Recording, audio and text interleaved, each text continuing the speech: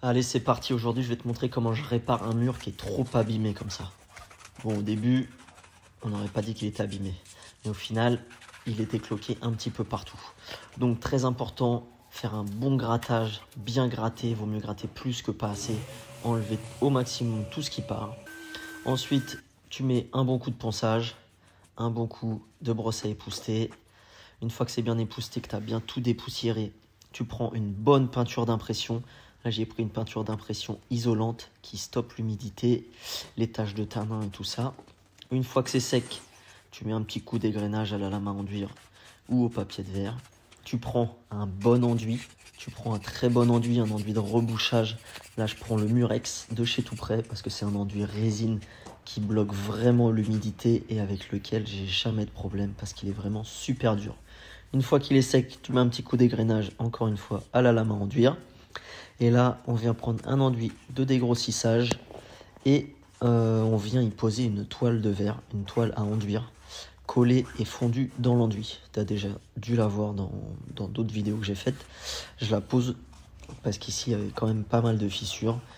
Et pour être sûr que tout le mur soit nickel, je pose une toile. Une fois que c'est sec, on remet un petit coup d'égrenage.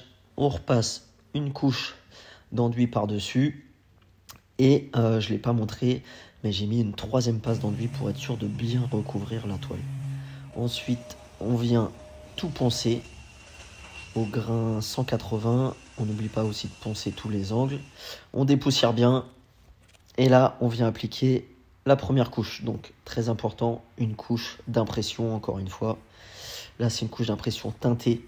C'est le fixe primaire de chez Flüger, qui va aussi bien sur les boiseries que sur les enduits, sur le métal, sur un peu tout support.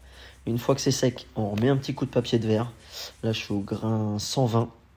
Petit coup de papier de verre, petit coup de nettoyage. Et là, on vient faire des petits joints acryliques dans les angles qui sont pas très propres. Petit joint acrylique, on met un petit coup d'éponge, on lisse avec le doigt pour enlever le maximum et le lisser correctement. Une fois que c'est sec, on vient appliquer la première couche de peinture de finition. Donc là, on est sur une peinture laque, c'est une laque mat, mais qui fait un petit peu un léger satiné. C'est une laque tout support. Donc voilà, on remet un petit coup de ponçage, un petit coup de dépoussiérage, et là, on applique la dernière couche de peinture. Et voilà ce que ça donne. Plus qu'à laisser sécher. Ensuite, on débâche. Et voilà le résultat. N'hésite pas à t'abonner, à partager et à liker. Et à me dire en commentaire si toi, t'aurais fait de la même manière. Allez, ciao!